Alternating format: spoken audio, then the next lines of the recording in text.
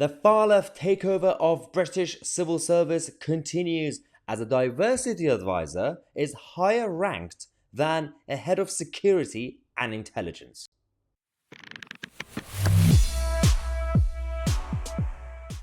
Welcome to the clown world. Yes, the clowns are running the circus in the name of the establishment and civil service. So, they are completely undermining, by the way, the few good, hard-working civil servants who are just doing their jobs, and they do care about public duty because of the certain senior management in terms of the top of civil service who are making these policy decisions, and it's completely undermining the whole system.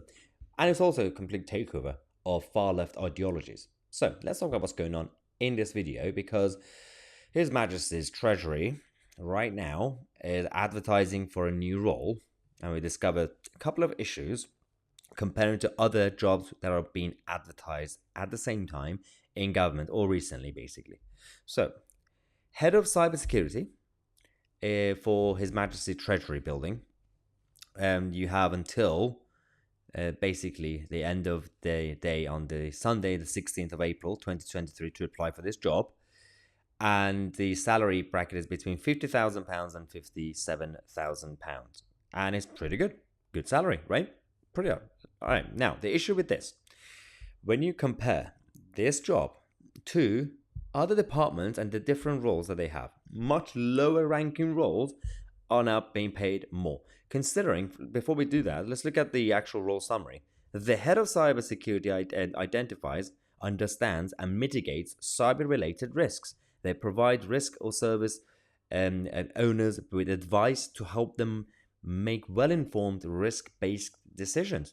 His Majesty's Treasury are seeking a candidate that has a consistent track record of managing cyber risk management services and people, the ability to empower, lead, and drive a team providing critical services to the organization will be key. So it's a very, very skillful job. It's very tough. You need experience. You need to have certain abilities. It's not for anybody. You can't just be like, I want this role. But there are other roles inside civil service that require less experience and less skill set, but they get paid more. Thanks to Guido that gave us this report. For example, look at the top of the page. The Government Internal Audit Agency, which is part of civil service but part of the state, they're looking for a diversity, inclusion, and belonging advisor, and the salary is £53,000 and 324. What? Over £53,000 for a diversity advisory role, which basically you don't really need any experience in that sense.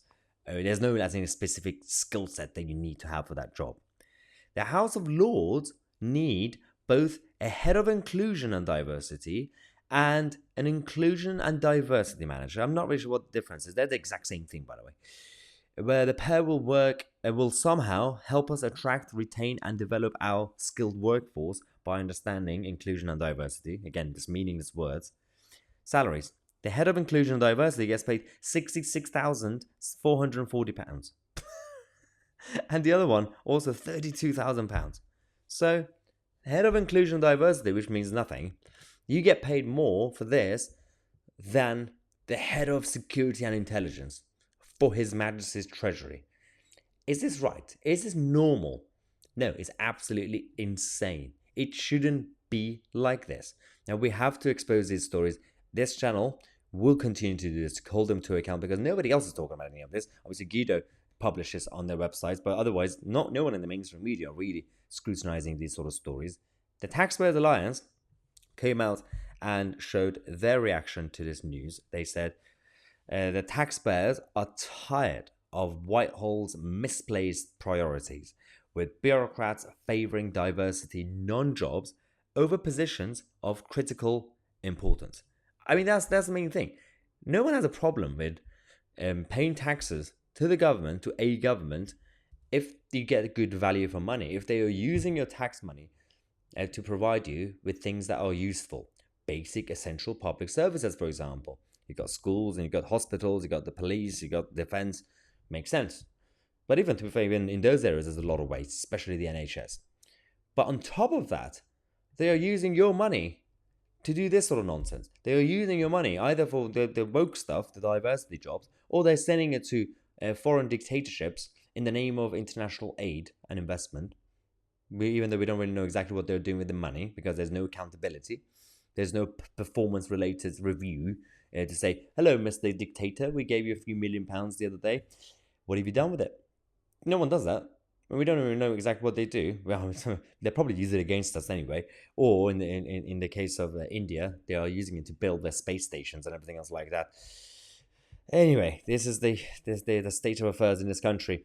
Speaking of woke and wasting taxpayers' money, I'm going to take a quick break. I'm going to come back in half an hour. We're going to give you another news update on the first woke train in Dorset. Yeah, trains are getting woke as well. Subscribe to the channel. I'm Mahyar, Tousi, and we are the media.